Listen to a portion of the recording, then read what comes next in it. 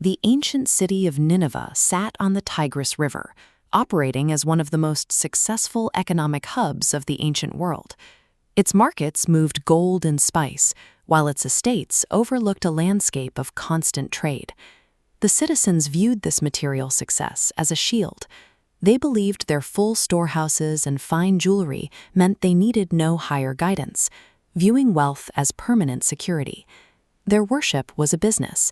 Religious practices were tied to a lucrative idol trade, generating 540 gold coins monthly for city leaders. When Prophet Yunus called to abandon these idols, he threatened their entire industry. To Nineveh's leaders, his reform was a financial catastrophe. The city used its wealth to insulate itself from truths that didn't have a price tag, creating a scenario where they felt they held absolute authority over their future. Yunus faced years of this resistance. The city's elite mocked his warnings, treating his descriptions of divine consequences as a joke. Eventually, the constant rejection reached a breaking point. The prophet's legendary patience was exhausted by a people who valued ledgers more than lives. He made a choice, changing the course of the story, abandoning his post. Yunus walked out of Nineveh in anger, leaving before receiving the command. Both the city and the prophet operated on the same assumption, that they could decide when to stay and go, forcing reality to follow their timelines. Yunus boarded a ship to flee, but the ocean intercepted him.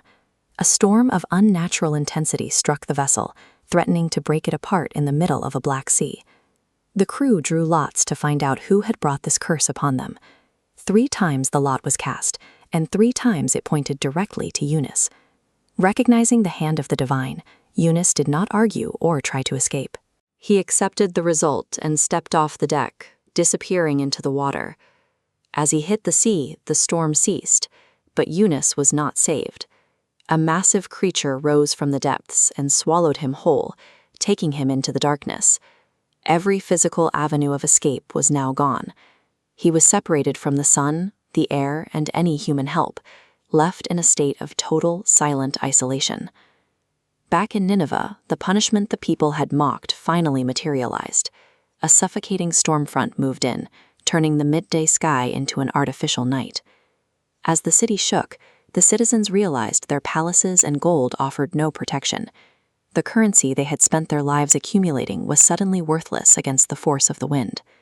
The entire population underwent a sudden, unified change. Mothers brought their children into the streets to weep together, everyone from the highest official to the poorest laborer crying out for a forgiveness they had previously refused to seek. The storm didn't break because they were afraid. It broke because they acted on that fear. By abandoning their status and their pride to stand as equals in their regret, they finally met the conditions for their own survival. Deep beneath the waves, Yunus was encased in 3 distinct layers of dark: the night sky above the water, the depths of the ocean, and the stomach of the whale. Inside that dark void, his perspective shifted. He stopped blaming the people of Nineveh for their stubbornness, and instead turned his gaze inward, examining his own choice to leave. He began to recite a specific transformative prayer: La ilaha illa anta subhanaka inni kuntu mina salimin. There is no God but you. Glory be to you. I was indeed among the wrongdoers. He wasn't pleading for a rescue. He was making an admission of his own fault. This act of taking total responsibility, without any anger or excuses, is the moment the narrative identifies as the turning point for his release. Immediately following his prayer, the command was given. The whale swam to the shore and gently deposited Yunus onto the sand, ending his time in the depths. At that same moment, the clouds over Nineveh parted, the winds died down, and the city was spared the destruction that had seemed certain only moments before.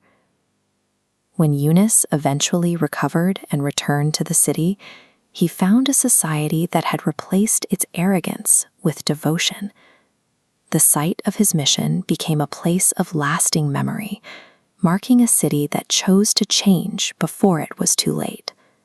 2 situations that logically should have ended in death: a man swallowed by a beast, and a city under a divine storm, were reversed entirely through the act of admitting a mistake.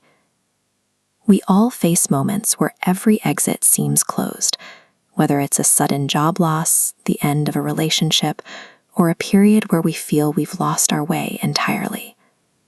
Our default is to point fingers at the circumstances or the people who put us there.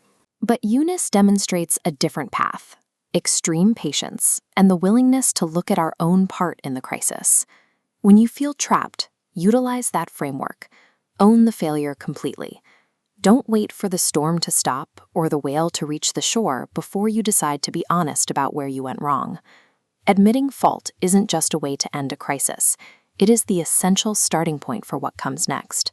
No matter how deep the water is, taking responsibility is the only action that can change the direction of the story.